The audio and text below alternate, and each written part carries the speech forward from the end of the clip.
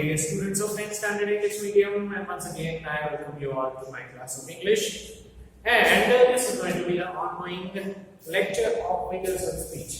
Figures of speech का पढ़ाई जो है हम आगे बढ़ाएंगे और most probably इस लेक्चर में figures of speech का एक टॉपिक जो है हम खत्म कर देंगे, ठीक है? तो जिन्होंने रेगुलरली लेक्चर्स देखे हैं उनको पता ही होगा कि so far हम 16 numbers of figures of speech cover कर चुके हैं. And from this lecture we have to start from 17th one. Okay, 17th figure of speech जो है वो है hyperbole.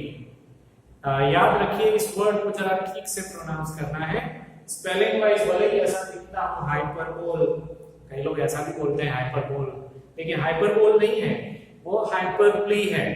तो हाइपरबोली फिगर ऑफ स्पीच को हम ओवर स्टेटमेंट भी कह सकते हैं. उसका डेफिनेशन है a statement which is emphasized by overstatement. Okay, किसी भी चीज को जो प्रैक्टिकली पॉसिबल नहीं है उस तरह से बढ़ा चढ़ा के बोलना, ठीक है, उसको हाइपरबोली बोलते हैं. ठीक है, तो ऐसा ओवर स्टेटमेंट टाइप का स्टेटमेंट जो कि आइडेंटिफाई करना बहुत इजी होता है. It is generally an overstatement, therefore it is very easy to identify. Examples देखेंगे. Whatever I see, I swallow immediately. ठीक है, ये एग्जाम्पल है. जो मैं देखता हूँ मैं तुरंत उसको swallow कर देता हूँ, उसको निगल देता हूँ. ऐसा यहाँ पे पोएट का कहना है. Basically, the poet wants to emphasize the statement by putting an overstatement or mirror. ये लाइन जो है वो कविता की है और मिरर नाम की कविता की लाइन है. ठीक है, तो उसमें ऐसा कहा गया है कि प्रैक्टिकली देखा जाए तो मिरर जो है वो हमें वही चीज दिखाता है जो उसके सामने रखा जाता है, वो चाहे अच्छी चीज हो बुरी चीज हो, but whatever is placed in front of the mirror, okay, वो तुरंत उसे रिफ्लेक्ट कर देता है. Therefore the mirror is saying in this way कि whatever I see, I swallow immediately. यानी कि जो मैं देखता हूँ मैं तुरंत मैं अपने अंदर swallow कर देता हूँ. वैसे देखा जाए तो ये ओवर स्टेटमेंट है. ठीक है, दूसरा example, he made enough food to feed an army. ठीक है, उसने इतना फूड बनाया कि पूरी आर्मी को खिलाया जा सकता है. अब ऐसा नहीं हो सकता है, probably practically इतना नहीं हो सकता है, but here the poet wants to emphasize the fact that कि उसने बहुत सारा फूड बनाया है, बस इतनी सी बात है. लेकिन उस चीज को थोड़ा सा बढ़ा चढ़ा के बोलने के लिए the poet wants to emphasize by saying that he made enough food to feed an army. Okay, अब यहाँ पे एक चीज और भी ध्यान में रखना है कि this can be said as another figure of speech as well. ठीक है, जैसा कि यहाँ पे फ है, यहाँ पे भी फ है. ओके, आपको याद करना होगा ये कौन सा दूसरा फिगर ऑफ स्पीच है, तो ये alliteration भी है. Okay, alliteration means the pronunciation of the similar consonant sound. एक ही consonant sound का repetition होता है. ठीक है, it's a repetition of the similar consonant sound, therefore it is known as an alliteration. Similar word की मैं यहाँ पे बात नहीं कर रहा हूँ, similar consonant sound की बात.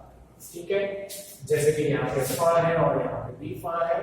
Food, feed, okay, so that way it is known as alliteration also. But mainly हम यहाँ पे ओवर स्टेटमेंट या हाइपरबोली की चर्चा कर रहे हैं. So it is an example of hyperbole. Okay, now moving on, आगे वाला जो है वो है ट्रांसफर्ड एपिथेट. अब ट्रांसफर्ड एपिथेट को थोड़ा सा ध्यान से समझिएगा. कई बार पोएट इस फिगर ऑफ स्पीच का यूज पोएटिक इफेक्ट क्रिएट करने के लिए, रीडर्स का अटेंशन अट्रैक्ट करने के लिए करता है. और ये ऐसा फिगर ऑफ स्पीच है जिसमें एडजेक्टिव आप ग्रामर से समझते होंगे कि एडजेक्टिव यानी विशेषण होता है. नाम की विशेषता बताने वाला जो वर्ड होता है उसको हम एडजेक्टिव कहते हैं. ओके, लेकिन उसी वर्ड को पोएम में एपिथेट कहा जाता है. तो वो एपिथेट या तो वो एडजेक्टिव अपने ओरिजिनल नाउन से हटके कहीं और पे लगाया जाता है, तो उसको ट्रांसफर्ड एपिथेट कहा जाता है. तो ट्रांसफर का मीनिंग ही वही होता है कि एक चीज को उठा के कहीं और पे रख देना, that is known as transfer. तो adjective which is supposed to be kept is not kept there, but it is placed at some other closely related noun. ठीक है, उसको हम ट्रांसफर्ड एपिथेट कहते हैं. एग्जाम्पल से हम समझेंगे. ठीक है, first example, steadily. Okay, steadily entering through the misty solitude. Okay, यानी यहाँ पे ऐसे एक इंसान की बात हो रही है जो कि अकेलापन जो है, अकेले में रह रहा है, अकेलापन गुजार रहा है, ऐसे कोई इंसान. तो वो अकेलापन जो है उसके लिए मिस्टी वर्ड हम यूज नहीं कर सकते. Misty word is suppose to be used for some other noun, not for solitude. क्योंकि सॉलिट्यूड यानी कि अकेलापन जो है वो कोई मिस्ट्री नहीं होता है. ठीक है, मिस्ट्री कुछ और चीज होती है, लाइक मिस्ट्री वेदर हो सकता है for example. Okay, so that way it can be properly used, but that instead of using misty along with some other word like weather, it is used with solitude. So this word is transferable here. Okay, second example, a traveler plodded on the lonely road. ये भी कुछ इस तरह का example है कि traveller यानी कि अकेला जो ट्रैवलर है उसकी यहाँ पे बात कर रहे हैं. Okay, so a traveller plodded on the lonely road. अब ये lonely वर्ड जो है वो रोड के लिए इस्तेमाल होता है. रोड अकेला होता है ऐसा नहीं, यहाँ पे इनफैक्ट ट्रैवलर अकेला है. So instead of saying lonely traveler, okay, the poet has used that word along with road, lonely road. इस तरह से बोला है. ओके, तो हमें एक्चुअली ये लोनली वर्ड ट्रैवलर के लिए समझना है. We like can grasp the understanding of the overall situation and we can easily understand कि रोड एक नॉन लिविंग ऑब्जेक्ट है. वो तो नॉन लिविंग ऑब्जेक्ट में अकेला हो या ना हो उससे कोई नहीं फर्क पड़ता है. But the living object that is traveller, okay, वो लोनली है. यहाँ पे ऐसे हमें समझना है. But instead of writing lonely traveler, the writer has chosen to use the word lonely along with lonely road. That's it.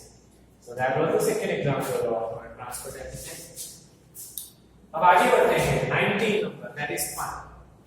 Okay, pun is a use of word which has more than one meaning. Okay,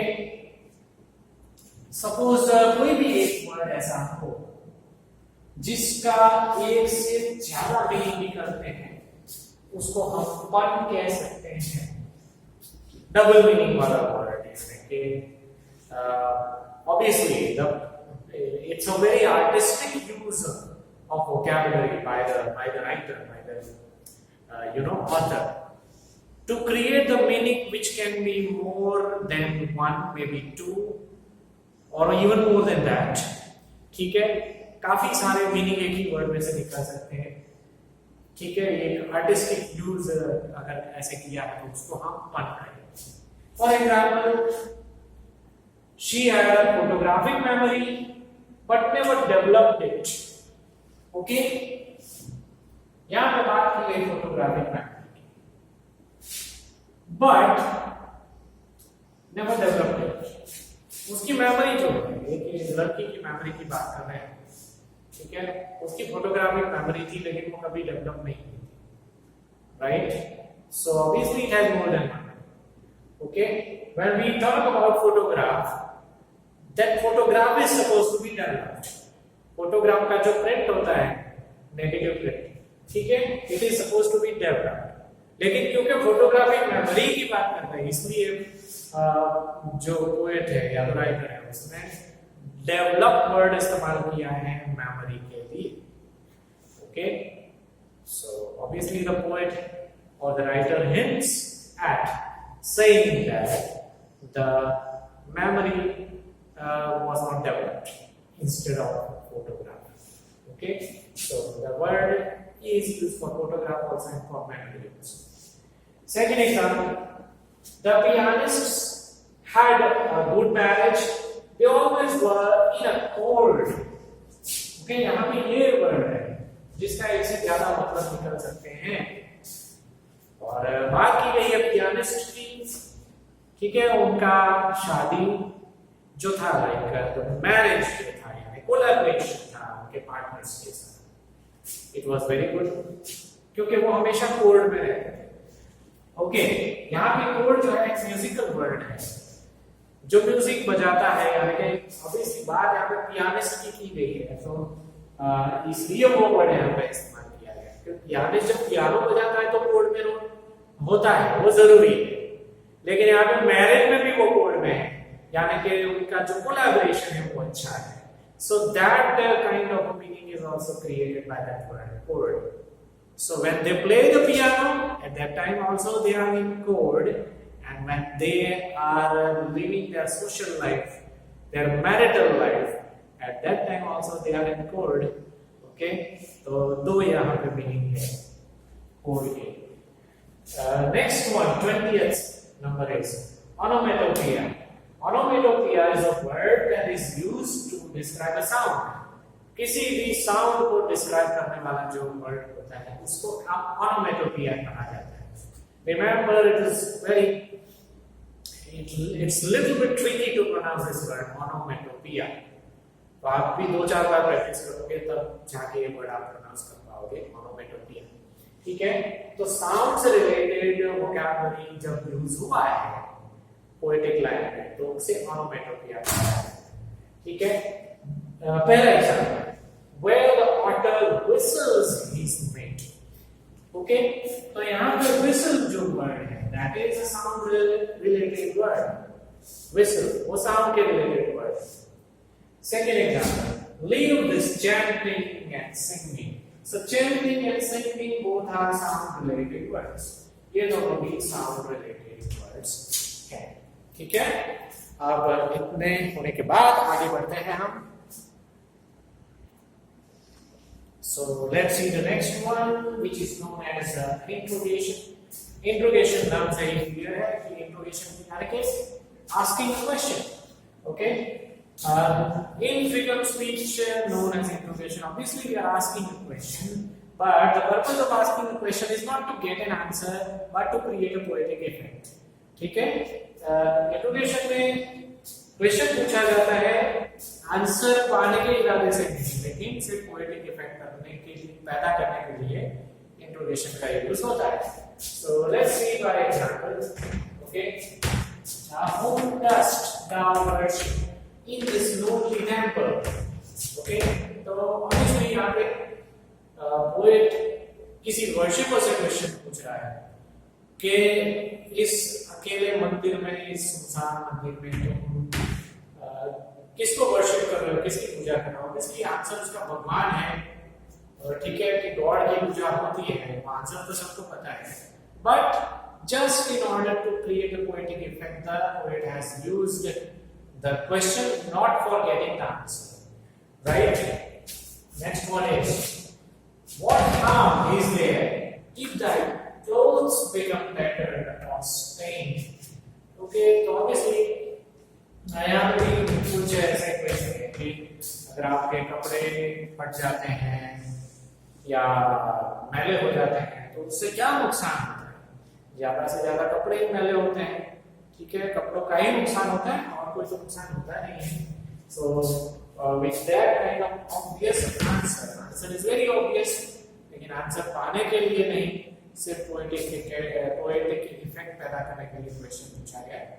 obviously ये interrogation उसको identify करना बहुत easy है, पीछे question mark होता है, तो that is known as interrogation. और वैसा ही आगे है एक्सक्लेमेशन। तो एक्सक्लेमेशन में ऐसा होता है कि पीछे एक्सक्लेमेशन मार्क होता है, तो that is exclamation. That also is very easy to identify.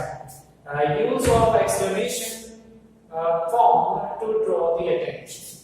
Exclamatory जो मार्क होता है पीछे, ठीक है, जैसा कि आप यहाँ पे देख सकते हो, ये है, ये भी है, तो उसे एक्सक्लेमेशन हम कहते हैं। Okay, come down on the dusty soil, statement लिखने के बाद एक्सक्लेमेटरी मार्क है। Then the second one is and there is no doing anything about about it and there is no doing anything about it. इसके पीछे के exclamation mark लगाया गया है, तो इसको आइडेंटिफाई करना बहुत इजी है, ठीक है। 23rd is anastrophe. Anastrophe को मैं पहले आपको हिंदी में समझाऊंगा, ठीक है। Rather than understanding it directly in English, it would be better that we should understand in Hindi, क्योंकि ये anastrophe का उपयोग हम हमारी बोलचाल की भाषा में, हिंदी में, गुजराती में, सभी भाषाओं में उसका यूज करते हैं। उसमें ऐसा होता है कि जो स्टेटमेंट का नॉर्मल ऑर्डर है, ठीक है, वाक्य रचना जिसको हम कह सकते हैं, उसको चेंज करके उल्टे पुल्टे क्रम में से इस सेंटेंस को लिखा जाता है, ठीक है। लेट्स से फॉर एग्जांपल अगर हिंदी में हमें कोई एक सिंपल सा स्टेटमेंट बोलना है, तो एक प्रॉपर वे ऐसा है कि तू कहां गया था, ठीक है, तू कहां गया था, ये प्रॉपर स्टेटमेंट है। लेकिन इसी स्टेटमेंट को हम कुछ यूं भी प्रोनाउंस करते हैं कि कहां गया था तू, हमें मीनिंग तो पता ही है, ठीक है। ये स्टेटमेंट हमें सही भी लगता है, एक्चुअली सही नहीं है, but we are like doing the inversion of the words, words को आगे पीछे कर देते हैं, हम उल्टा पुल्टा कर देते हैं, ठीक है, थोड़ा सा स्टेटमेंट के ऊपर भार देने के लिए, एम्फेसाइज करने के लिए। तो यही फिगर ऑफ स्पीच इंग्लिश में भी यूज होता है और उसे एनास्ट्रोफी कहा जाता है। Let's see, anastrophe is changing the normal order of statement for poetic effect. So over here also the normal order of the statement is changed to create a poetic effect. We will see an example. मैं आपको समझाऊंगा example में जो normal order क्या होता है वो भी, और रियल एग्जाम्पल क्या है वो दोनों, ठीक है। First example, yet if you enter the woods of the summer evening late, okay, यहाँ पे जो लिखा है वो आपके सामने है, लेकिन इसका सही ऑर्डर क्या होगा, if you enter the woods of a late summer evening, ये सही ऑर्डर है। But rather than using that right order, the poet has or the writer has purposefully used the wrong order. यहाँ पे ऐसा नहीं है कि राइटर को लिखना नहीं आता है, ऐसा नहीं, उसने जानबूझ के एनास्ट्रोफी का उपयोग किया है जहां पे सेंटेंस के ऑर्डर को उल्टे पुल्टे क्रम में लिखा जाता है। दूसरा example, in the night sky shimmered the moon, okay, अब सही ऑर्डर होता तो ये ऐसे होता, in the night sky the moon shimmered, और else the moon shimmered in the night sky, ये एकदम सही ऑर्डर है, the moon shimmered in the night sky. But rather than saying that, the poet chose to say in the night sky shimmered the moon, ठीक है, जो main word है वो एकदम लास्ट में चला गया है, ठीक है। तो ये था यूज एनास्ट्रोफी का। तो आगे बढ़ते हैं, internal rhyme number 24, that is also very easy to identify. उसमें सिर्फ यही देखना होता है कि in a single line there is the use of at least 2 rhyming words. 2 से ज्यादा भी हो सकते हैं, लेकिन कम से कम 2 rhyming words का यूज होता है, तो that is the use of internal rhyme. Okay, let's say for example, definition पढ़ते हैं, the use of at least 2 rhyming words in a single line. So it's very easy to understand. Rum Tum Tugger doesn't care for cuddle. Okay, Rum Tum Tugger doesn't care for cuddle. So Tugger and cuddle both are rhyming words. Similarly, Rum and Tum both are rhyming words. तो यहाँ पे 4 rhyming words हमें मिल रहे हैं। दूसरा example है, I took the car which wasn't far. So obviously car and far, these are the 2 rhyming words. Okay, अब आगे बढ़ते हैं, आखिरी के 2 फिगर ऑफ स्पीच अब रह गए हैं। So the last वाले 2 एग्जाम्पल है जिसमें नंबर 25 है वो है euphemism. Euphemism is a kind of popular way of saying unpleasant things in a pleasant manner. ठीक है, खास करके कोई जो खराब या तो लाइक बैड न्यूज है, ठीक है, उसको सही ढंग से पेश करना, अच्छी भाषा में पेश करना, उसको यूफेमिज्म कहा जाता है. लेट्स फॉर एग्जांपल, किसी का डेथ हो जाती है तो हम जनरली ऐसा नहीं कहते कि वो मर गया. Okay, we have a better way of saying it by using better words. Okay, जैसे कि यहाँ पे लिखा है कि he is no more, we can say it likewise, he is no more or else he is passed away. Okay, ऐसे अच्छे शब्दों में वो खराब न्यूज को, बैड न्यूज को पेश किया जाता है. So that kind of figure of speech is known as euphemism. Okay, दूसरा एग्जांपल है, he is mentally challenged kid. Okay, मतलब है कि यहाँ पे ऐसे बच्चे की बात की जा रही है जो कि लाइक दिमागी तौर पे वो सही नहीं है, मैड है, वो मेंटली डिसेबल है, but in a better way we have explained it in the sentence. ठीक है, एक अच्छी खासी सोफिस्टिकेटेड भाषा में लिखा गया है कि he is a mentally challenged kid. ठीक है, कि वो जो बच्चा है वो मेंटली चैलेंज्ड है. Right, so that is euphemism. इसका definition है, an unpleasant idea is presented in a pleasant manner. That's all. Okay, number 26 and the last one of our syllabus is litters. Litters का मतलब होता है it's a use of negation to convey positive meaning. ठीक है, बहुत easy है इसको याद रखना. कोई भी नेगेटिव वर्ड अगर इस्तेमाल हुआ है सेंटेंस में, no, not, none, never, nothing, ये सारे negative words हैं. So in case if you find such negative words in a sentence, then it's known as litters. Let's say for example, first is there is no road through the woods. Okay, so यहाँ पे कौन सा negative word है? No, right? Next example is he is not the friendliest person. So obviously over here also we can find the use of negative word, that is not. So that is litters for you. तो litters के लिए याद रखना आसान है कि negative word अगर होता है सेंटेंस में तो वो litters. तो इसी के साथ हमारे फिगर ऑफ स्पीच का जो स्टडी है वो खत्म होता है. The studies for detailed studies of figures of speech, इसके लिए 3 लेक्चर लगे हमारे, लेकिन इतना सिलेबस में होता है और ये आपको काम में आएगा 12th स्टैंडर्ड तक. इनफैक्ट जितना टाइम तक आप स्टडी करते हो, क्योंकि लिटरेचर में इतने फिगर ऑफ स्पीच जो है प्रोमिनेंटली यूज होते हैं, बाकी सब भी होते हैं, but prominently in the academic level we are supposed to study these many number of figures of speech, right? So each one had 2 examples each. ठीक है, जैसा आपने तीनों लेक्चर में देखा होगा कि सभी के 2 एग्जांपल मैंने दिए थे आपको डेफिनेशन के साथ. तो ऑब्वियसली आपको समझ में तो आ ही गया होगा. उसके बाद भी अगर नहीं समझ में आता है तो रिपीटेडली लेक्चर देखिए. even after that, if you fail to understand any of such concept, you can definitely convey it to me personally. ठीक है, so I wish you all best for memorizing all the figures of speech, right? And बार-बार उसको देखिएगा और समझिएगा, तभी जाके आपको समझ में आएगा, वरना एक आध बार देखने से समझ में नहीं आएगा. Okay, so I'm hoping that you're going to do as what I have directed, right? Thank you very much for your time and you have a pleasant day.